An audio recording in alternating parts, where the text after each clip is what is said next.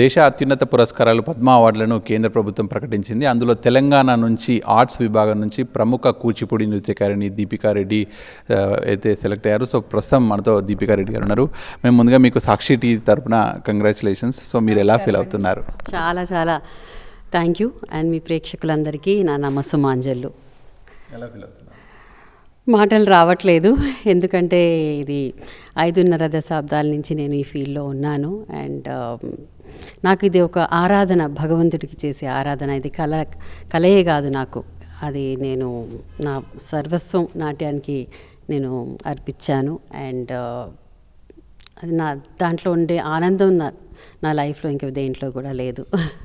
అంటే మనం చూస్తున్నాం నవే డేస్ మోడర్న్ డేస్ వచ్చేసాయి, వెస్ట్రన్ డ్యాన్స్ కల్చర్ ఇదంతా కూడా వచ్చింది. సో ఈ రోజుల్లో మీకు ఇప్పుడు కూచిపూడి ఆ విభాగం నుంచి పద్మశ్రీ లాంటి గొప్ప అవార్డుని ఇవ్వడం ఎట్లా ఫీల్ అవుతున్నారు? ఇప్పుడు ఈ అవార్డు ఈ రంగానికి ఇవ్వడం ఎంత ప్రాధాన్యం అంటే మీరేం చెప్తారు?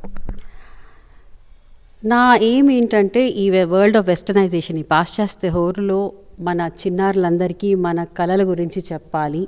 ఎందుకంటే మన సాంప్రదాయాలు, మన కళలు ఎంత ఇంపార్టెంట్ అనేది తెలియాలి.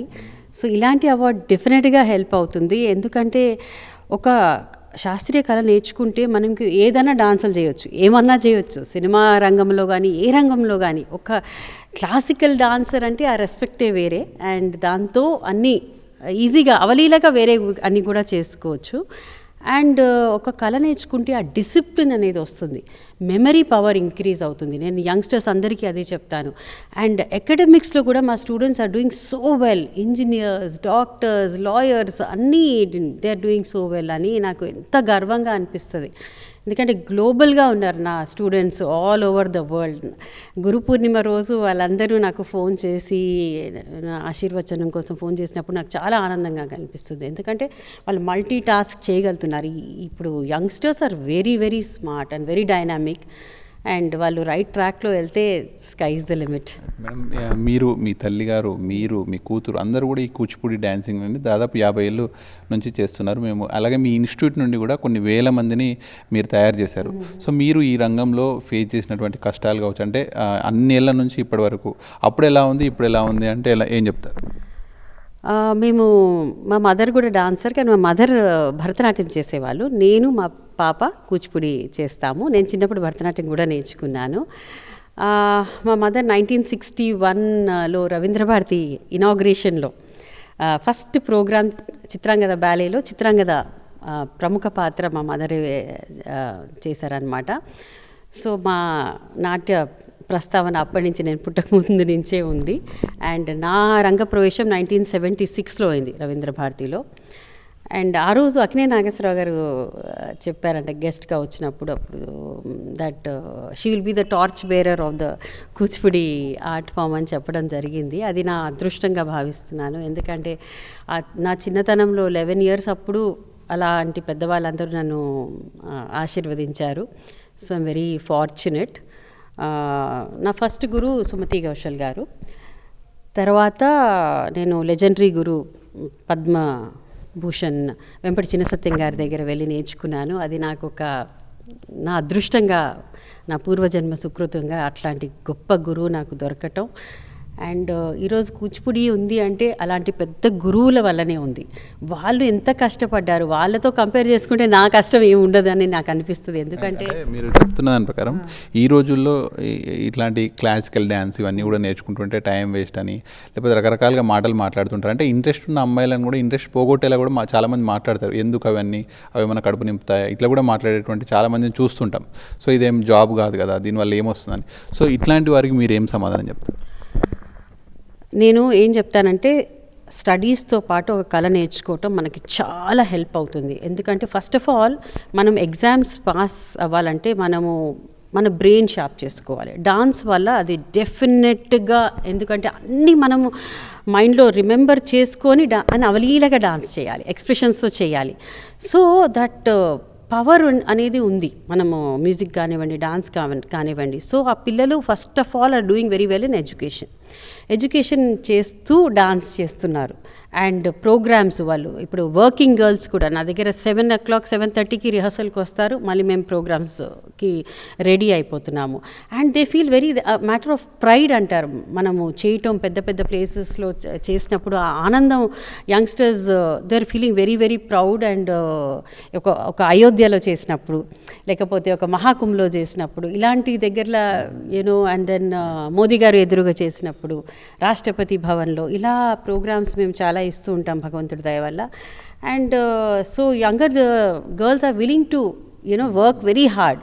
అండ్ దే సే మ్యామ్ మేము ఈరోజు మా వర్క్ ప్లేస్లో కూడా we are able to do so well because of the training. మేము మా discipline and also team work, అందరం కలిసి వర్క్ చేస్తాము. ఒక డాన్స్ డ్రామా చేయాలంటే అందరూ ఒక చెయ్యి వేయాల్సిందే, ఒక రైటర్ నుంచి మ్యూజిక్ డైరెక్టర్ నుంచి స్టూడెంట్స్ అందరూ.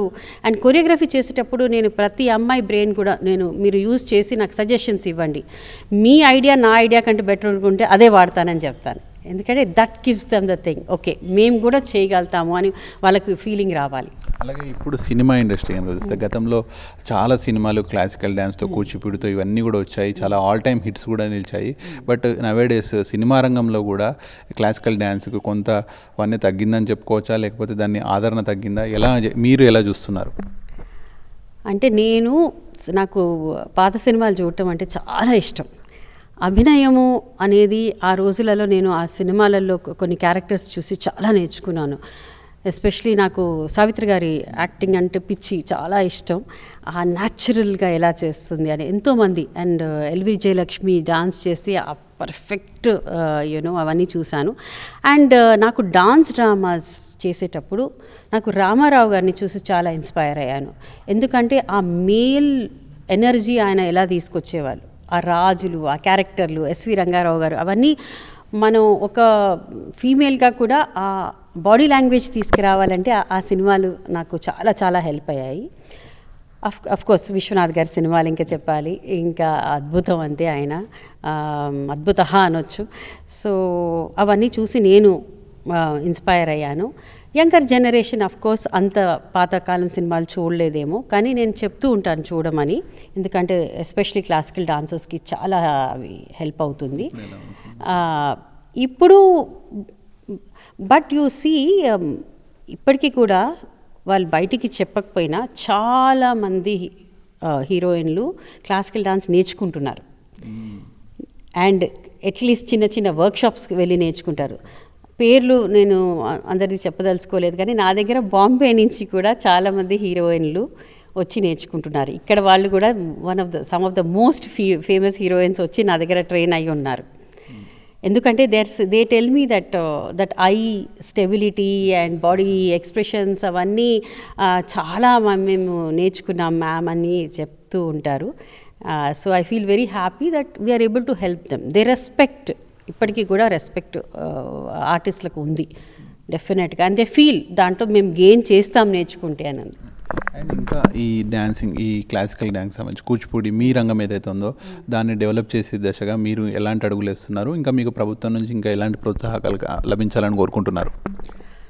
నాకు బేసిక్గా మిథలాజికల్ కాకుండా సోషల్ థీమ్స్ చేయాలని చాలా ఎప్పటి నుంచో నేను దాంట్లో చాలా కృషి చేస్తున్నాను. మనం ఒక సమాజానికి ఒక మెసేజ్ డాన్స్ ద్వారా కూడా ఇవ్వగలుగుతాము అనే సబ్జెక్ట్ మీద నేను చాలా సబ్జెక్ట్స్ చేశాను. ఫస్ట్ నాకు ఎన్వైరన్మెంట్ ప్రొటెక్షన్ గురించి చాలా వర్క్ చేశాను. ప్రకృతి రక్షతి రక్షిత అని నేను చేసినప్పుడు ఇంటర్నేషనల్ కాన్ఫరెన్సెస్ అవన్నిట్లో అవి యూజ్ చేశారు చాలా నా ప్రొడక్షన్స్. డాన్స్ ద్వారా నేను కూచిపూడి మీడియం ద్వారానే చేసి ఎలా మనము మెసేజెస్ ఇవ్వగలుగుతాము. Then I have done on peace అనమాట, సేఫ్గా ఎలా ఉండాలి అండ్ టెర్రరిజం ఉన్నప్పుడు మనం ఎలా మనకు ఆ భయం నుంచి మనం బయటికి వచ్చి and so many I have done అనమాట. అప్పుడు ఐ స్టిల్ రిమెంబర్, నేను ఎందుకు లాక్డౌన్ అప్పుడు కోవిడ్ గురించి చేసిన వీడియో వైరల్ అయిపోయింది, ప్రతి ఛానల్ న్యూస్కి ముందు వాడారు. ఎందుకు అలాగా.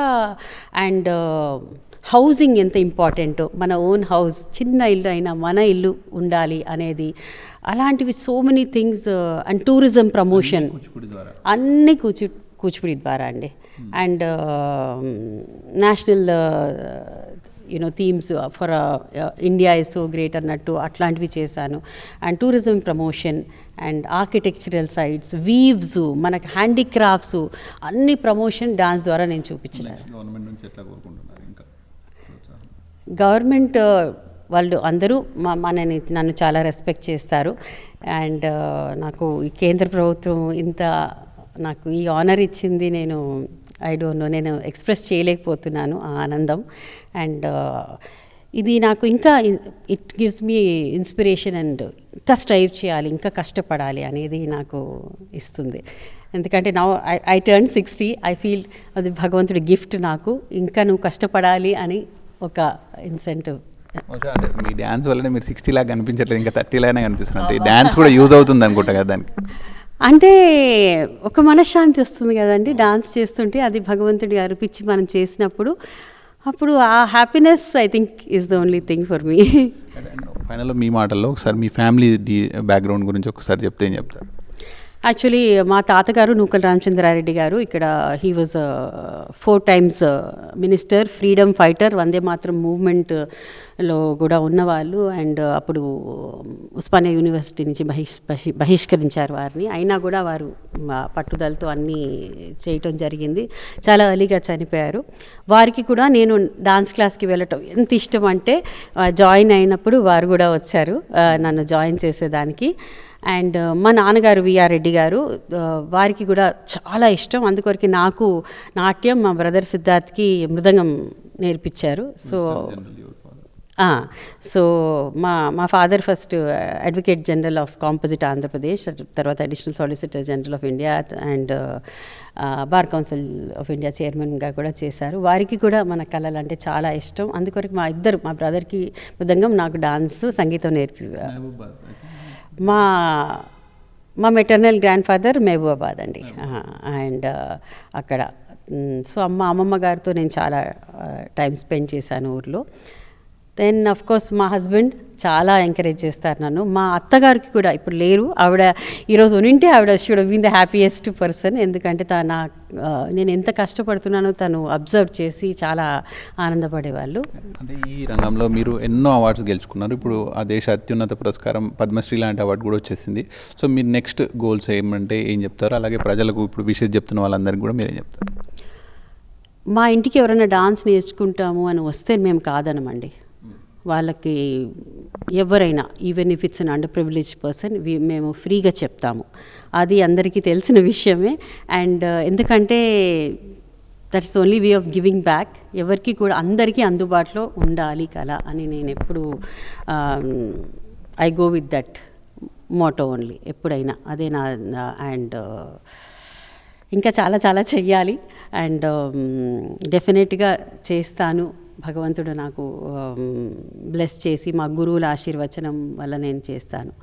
నాకు కమల పిల్లలు శ్లోకా రెడ్డి అండ్ అభినవ్ ఇద్దరికి సంగీతం నేర్పించాను. అండ్ శ్లోక చాలా ఇప్పుడు ప్రోగ్రామ్స్ చేస్తుంది నేషనల్ ఇంటర్నేషనల్ ఫెస్టివల్స్లో. మా బాబు ఇంటర్నేషనల్ టెన్నిస్ కూడా ఆడాడు. So that's my family tree అనమాట. మేమందరం అందరూ నాకు దండగా నిలిచారు. అండ్ మా దీపాంజలి ఫ్యామిలీ, మా స్టూడెంట్స్ మెయిన్ నాకు వాళ్ళే అండి. ఎంత సపోర్ట్ అంటే ఇంకా పిల్లలే కాదు, వాళ్ళ పేరెంట్స్ అందరూ ఒక్క ప్రోగ్రామ్ ఉంటే అందరూ ఒక చెయ్యేస్తారు. మీరు ఇంత పెద్ద అవార్డు వస్తుందని ఎక్స్పెక్ట్ చేశారా? మీరు అప్పుడు ఎలా ఉండేది? నేను ఎక్స్పెక్ట్ చేయలేదండి, అసలు చేయలేదు. నాకు నిన్న ఫోన్ వచ్చినప్పుడు చాలా ఢిల్లీ నుంచి వచ్చిందండి. హోమ్ డిపార్ట్మెంట్ నుంచి ఫోన్ చేసి నిన్న సాయంత్రం ఇన్ఫామ్ చేశారు. అప్పుడు నేను జస్ట్ ఏమీ మాట్లాడలేకపోయాను. భగవంతుని జస్ట్ ధ్యానం చేశాను, మా గురువులని గుర్తు చేసుకున్నాను.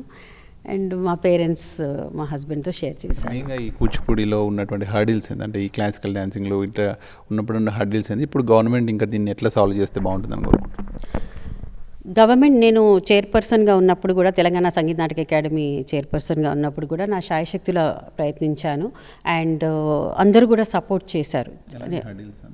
హర్డిల్స్ అంటే నాకు అలాంటి హర్డిల్స్ దేవుడి దయ వల్ల ఎప్పుడు నాకు హర్డిల్ లాగా అనిపించలేదు. ఓన్లీ హర్డిల్స్ ఇస్ లైక్ నాకు హెల్త్ బాగాలేనప్పుడు ప్రోగ్రామ్స్ చేయాలి. ఇప్పుడు ఇంటర్నేషనల్గా వెళ్తాను, అప్పుడు tickets you know like they are sold out tickets ఉంటాయి, లేకపోతే ఇక government like ministry of external affairs ICCR ద్వారా పంపిస్తారు. సో అంటే వాళ్ళ చిన్నప్పుడు పిల్లలకి పేరెంట్స్ సపోర్ట్ కావాలండి.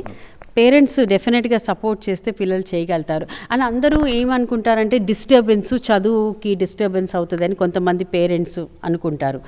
నేను అనుకుంటాను అది డిస్టర్బెన్స్ కాదు, ఇట్స్ అ స్ట్రెస్ బస్టర్. ఆ టైంలో పిల్లలకి అట్లీస్ట్ ట్వైస్ అ వీక్ క్లాస్కి వస్తే వాళ్ళ బ్రెయిన్ కొంచెం ఇంకా కామ్ అయిపోయి ఇంకా చదువులో రాణిస్తారని నా ఉద్దేశం. And I feel very happy. And మా గర్ల్స్ అయితే they are doing so well. మొన్న రీసెంట్గా ఒక అమ్మాయి she's a pilot, she's flying international also. So అన్ని రంగాల్లో they doing well. So then and we are all there. ఎవరికైనా ఏమైనా ప్రాబ్లం ఉంటే మేము సాల్వ్ చేసేదానికి we are ready to help anybody who comes forward. Thank you అండి, కంగ్రాచులేషన్స్ వన్స్ అగైన్. ఇది అయితే క్లాసికల్ డ్యాన్స్, ముఖ్యంగా కూచిపూడి నుంచి ఆమె పద్మశ్రీ అవార్డు పొందారు. అయితే ఈ కూచిపూడి డ్యాన్స్ వల్ల ఒక డిసిప్లిన్ అనేటువంటిది అలవాటు అవుతుంది.